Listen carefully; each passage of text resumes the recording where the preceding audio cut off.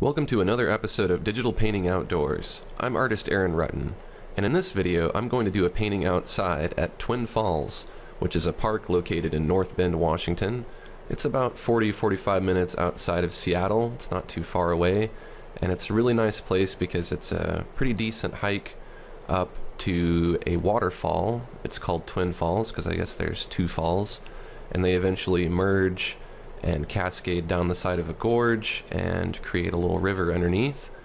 And so you can hike up, look at the falls, and then hike back down and go to the river. And that's what I ended up doing.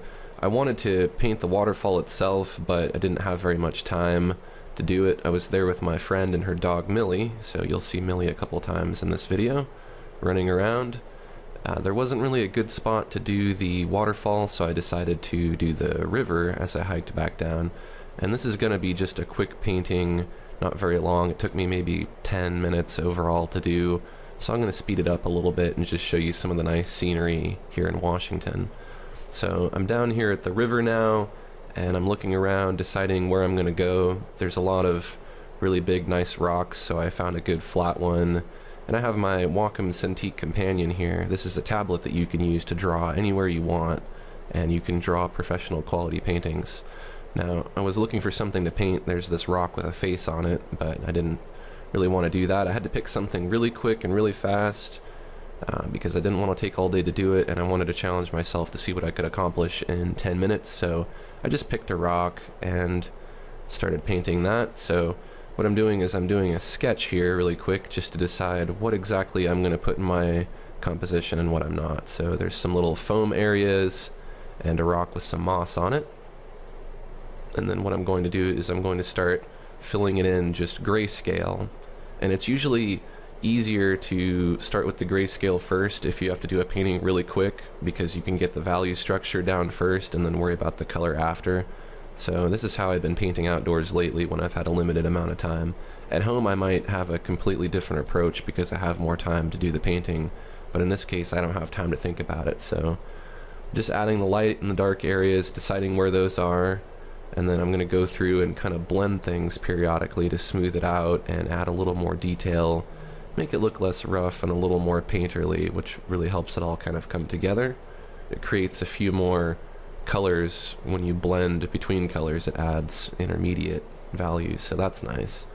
Now I'm going to add a little bit of texture with the sponge and the square chalk brushes.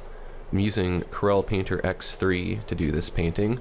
And the good thing about the Cintiq Companion is that it will run anything that will run on Windows 8. So I'm using a fully functional computer right now that I can use to paint, and if I wanted to, if I had Wi-Fi, I could upload this to the internet and do all kinds of stuff with it. So I'm adding a layer of color on top now, throwing in some colors that I'm seeing.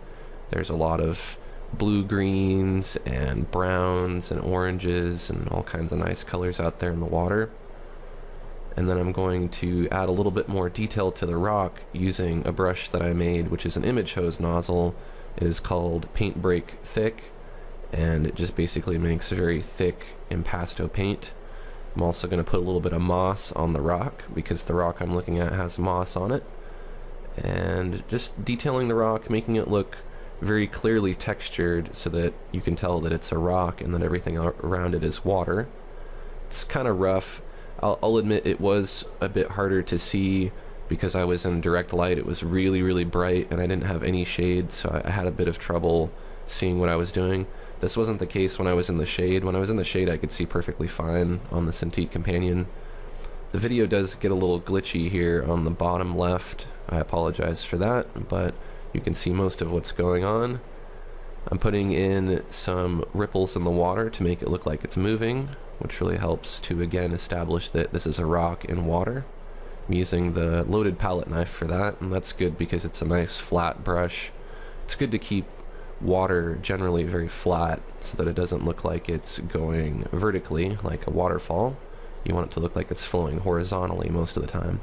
And then I'm going to blend a little bit, trying to soften some of the details in the water and the splashes and just make it all look right visually. Just blending a little bit here and there and touching everything up and trying to make it look nice and polished.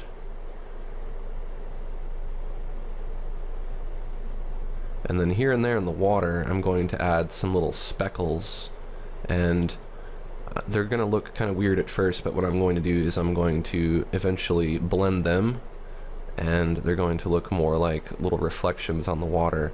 I also put some speckles on the foam areas so that it looks like the water's kind of spraying up, because from where I'm sitting, where I'm looking at the water, it's really moving a lot and crashing around. Unfortunately, none of it leapt up and landed on my tablet. I was pretty careful not to drop that thing in the water. It's definitely not waterproof, and that wouldn't have been a good thing if I would have dropped it in there. So I recommend that if you are painting outdoors, that you're very careful, especially if you live somewhere where it rains a lot. You don't want this thing to get rained on, and today was a particularly warm day, and even though it's Seattle, it wasn't going to rain here, so I wasn't too worried about that. But in other videos, when I've gone out and I wasn't so sure what the weather would be, I'd always bring an umbrella just in case I was caught off guard.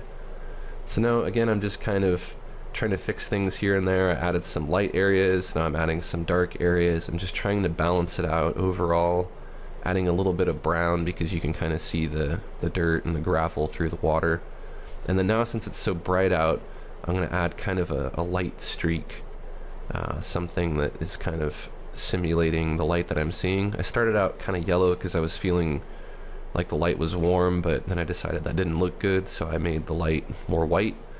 And then now I'm blending it using a blender brush, the coarse oily blender, and I'm doing kind of a streaking that kind of radiates from a center point. That way it looks like rays of light beaming down. And then I'm going to just kind of clean up the bottom edge of the rock a little bit, clean up a few more details here and there, and then use the loaded palette knife again, but a very small loaded palette knife, to put in some little ripples and water lines near the base of the rock to help it look more like it's in the water. And it's these little fine details balanced with the big broad details that I put in earlier that really make a completed piece. And you have to have a good balance of both. You can't do it too rough and you can't do it too tight, because obviously there's not enough time to paint a really detailed painting in 10 or 15 minutes. So I went ahead and decided that this was just about done, so I'm adding a little bit of glazing of color. I'm putting some warm kind of yellow near the light source, and then further away from the light source I'm adding a bit of blue tint to kind of give a sense of distance and lighting. And then as a final touch, I'm using the equalize filter to make the colors pop a little bit more and improve the contrast. It makes the whites whiter and the darks darker. So at this point, I've decided that this piece is finished. Here's what the final painting looks like. Not bad for only being done in just a few minutes without really thinking about it too much. If you're interested in watching more episodes of Digital Painting Outdoors, please subscribe. And also, if you like this video, take a quick second to click the like button. Thanks for watching, and stay tuned for my next video.